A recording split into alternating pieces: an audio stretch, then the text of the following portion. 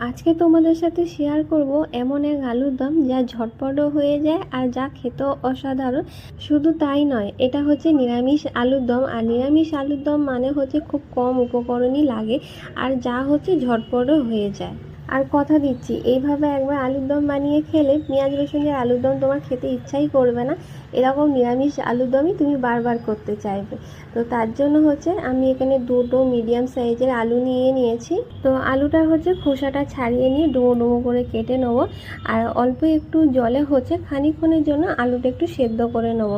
আর এদিকে হচ্ছে আরও একটা কড়াই বসিয়ে দিয়ে তার মধ্যে কিছু গোটা মশলা নিয়ে নেবো, ধনে জিরে মৌরি, যেটা একদম হালকা করে একটু গরম করার মতন করে নেবো, ভাজবো না কিন্তু এটা, যাতে গুঁড়ো করতে একটু সুবিধা হয়। আর এটা হামানদিস্তার মধ্যে গুঁড়ো করলে সবথেকে বেশি ভালো।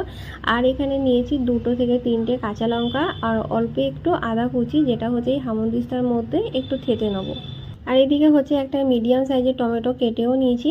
আর একটা বাটিতে হচ্ছে অল্প একটু হলুদ গুঁড়ো, লঙ্কা গুঁড়ো, ধনে গুঁড়ো আর জিরে গুঁড়ো নিয়ে খানিকক্ষণের জন্য ওটা একটু জলে ভিজিয়ে রেখে দেবো। এদিকে কড়াইয়ের মধ্যে অল্প একটু তেল দিয়ে তার মধ্যে হচ্ছে গোটা জিরে ফোড়ন দিয়ে দেবো। আর দিয়ে দেবো কেটে রাখা টমেটোটা, খানিকক্ষণ নেড়ে নিয়ে তারপর দিয়ে দেবো গুলে রাখা মশলাটা, যেটা আবারও খানিকক্ষণ নেড়ে নেবো যাতে টমেটোটা একটুখানি গলে যায়।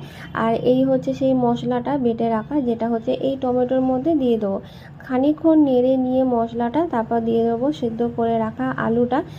তো এই আলুটা দিয়ে হচ্ছে ভালো করে মশলাটার সাথে কষে নিতে হবে।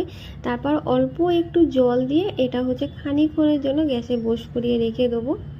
আর এদিকে হচ্ছে এই আলুর দমের জন্য আমি লুচি করবো বলে কিছুটা ময়দা মেখে রেখেছিলাম, তো সেটাই হচ্ছে এক এক করে লুচিগুলো আমি ভেজে নেবো।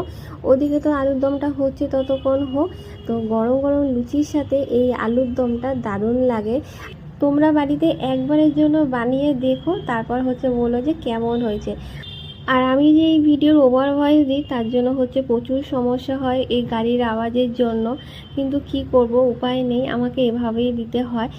তো তোমরা প্লিজ কিছু মনে করো না। আর ভিডিওটা যদি ভালো লেগে থাকে তাহলে অবশ্যই একটা লাইক করে দিও। আর সত্যি যদি ভালো লেগে থাকে তাহলে আমার পাশে থেকো প্লিজ।